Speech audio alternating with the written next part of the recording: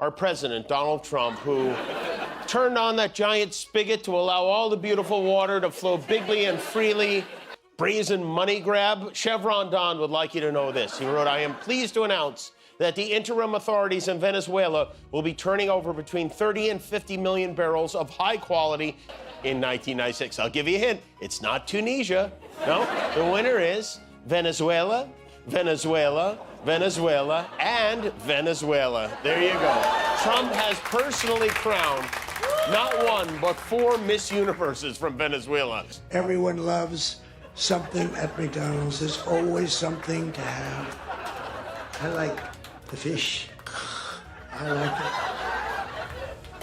You could do a little bit more tartar sauce someplace. Self-defense. That's the official line after an ICE agent shot Renee Nicole Good through her windshield. But the witness video and her mother's voice tell a different story. In this episode, we slow the footage, unpack DHS talking points, and show you how statements hit cable news before the candles at the Minneapolis vigil were even lit. Kimmel mocked the idea that ICE is protecting us. Colbert opened with a sober warning. Watch how the narrative was built, brick by brick, while the truth leaked out through a phone camera. 14 seconds, that's all. Yet by dinner time, Washington had a tidy tale with buzzwords and legal gloss. So what did the lens actually show that the talking points skipped over? Let's start at 0. The witness video opens on a sedan, engine hum barely audible, the car not rolling forward or back. Inside, Renee Nicole Good sits behind the wheel. Through the glass, you don't see a gun, a swing, or any lunge. You see stillness. Outside, agents are offset from the front of the vehicle, not pinned to a bumper, not clinging to a door. Freeze it at the first second. An agent angles left of center. Another keeps distance near the passenger side. The gap matters. Policies on vehicle as weapon stress position, angles, and escape lanes. If a car is actually being used as a weapon, training says avoid the hood line and get out of the path. You don't step into a moving lane, you step out. Here, the car doesn't budge. The agents aren't directly in front. No tires spin, no horn blasts, no crunch of metal. The chaos you hear is people yelling after the shots, not before. Advance 2 frames, muzzle rise, flash. The windshield blooms with star cracks. Glass dust hangs in the air like cold breath. Good's hands don't jump toward the dash. Her shoulders don't coil. Her body doesn't show that jerky movement you see when someone floors it or reaches fast. The camera isn't Hollywood, shaky, off-axis. But even with that, the action line is one way. Fire in, not out. And yeah, DHS used the magic words threat and self-defense. That label dropped faster than Grumpy Trumpy at a salad bar. But threat has a definition in use of force doctrine.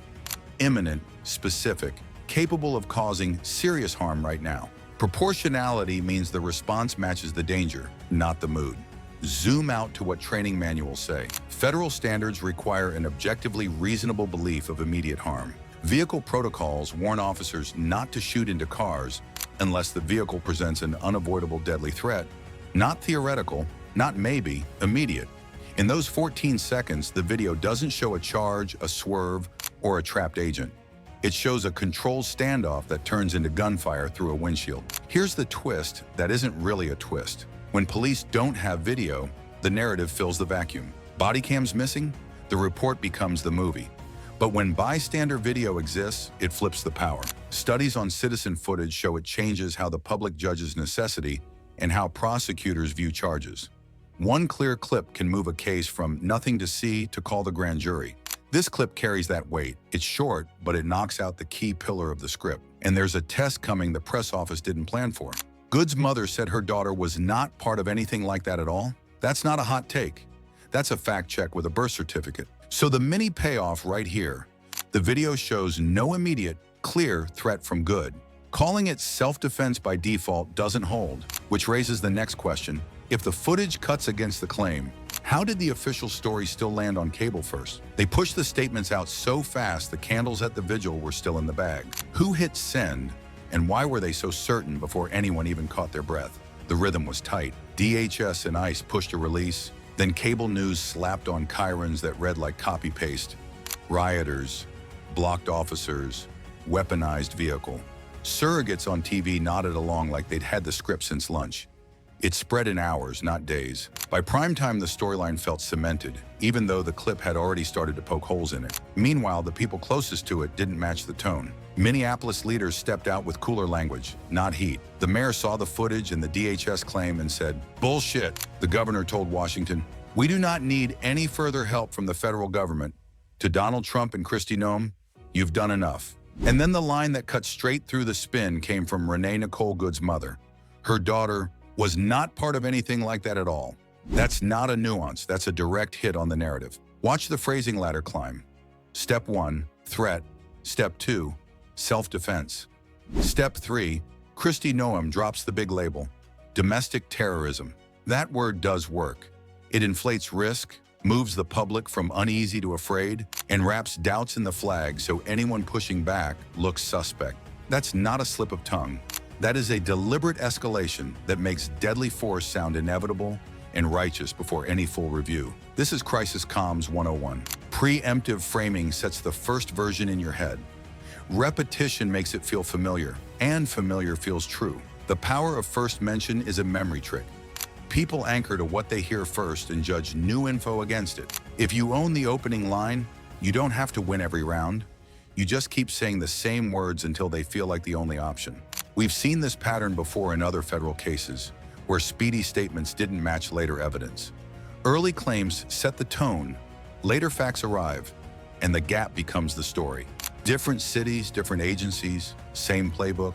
Hurry the frame, harden the terms, dare the audience to disagree. When corrections finally show up, they land quiet and late. Media studies call this first frame advantage. Agenda setting says what the media features becomes what the public thinks about. Put those together and you get a conveyor belt. Official quote, Chiron Echo, panel agreement. Headlines follow the quote, marks, not the footage. By the next morning, the language you fed the press is sitting at the bottom of the screen in every airport. So why did the jokes hit harder than the press releases? Late night acts as a pressure valve. People hear the same words all day, then someone on TV says the quiet part out loud and the room exhales. It felt like relief. Mini payoff. The messaging wasn't neutral.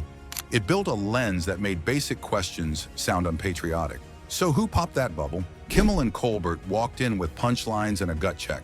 When the jokes start sounding more careful than the press releases, you get that weird feeling, right?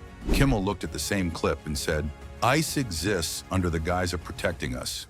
He didn't dance around it. He also grabbed Mayor Jacob Frey's line to ICE to get the fuck out of Minneapolis, and then took it national with get the fuck out of all of these cities. That's not subtle, that's a sledgehammer. He also pushed back on the self-defense line, saying he watched the video and didn't see anyone get run over, just a woman who looked scared. The audience got it because that's what the clip looks like to a normal person with eyes. Now line that up with Trump calling it self-defense and Kristi Noem landing on domestic terrorism. Think about the weight of those words aimed at a black woman shot in her car. The labels don't just describe, they decide. They tell you how to feel before you even hit play. That's why late night mattered here. It broke the spell. It slowed the room down. Colbert did it literally. He skipped the usual cold open and sat at the desk. He called it another shocking tragedy. He read the clash straight. Noem talking domestic terrorism and self-defense. Then the mayor who watched the tape calling that bullshit. He even rolled Governor Tim Walz, telling Washington, we do not need any further help from the federal government. To Donald Trump and Kristi Noem, you've done enough. That tone shift from laughs to quiet was the tell. He was making space for grief and for clear eyes. You could feel the audience lean in, the kind of hush that says, don't gloss this, say it plain. There's a reason this format works. Research on political satire shows it can boost policy knowledge and raise healthy skepticism. When people laugh, they also remember, and they tend to check the claims later. The shows didn't drown viewers in police speak. They rolled the same 14 seconds, quoted the lines on TV, and walked through the holes.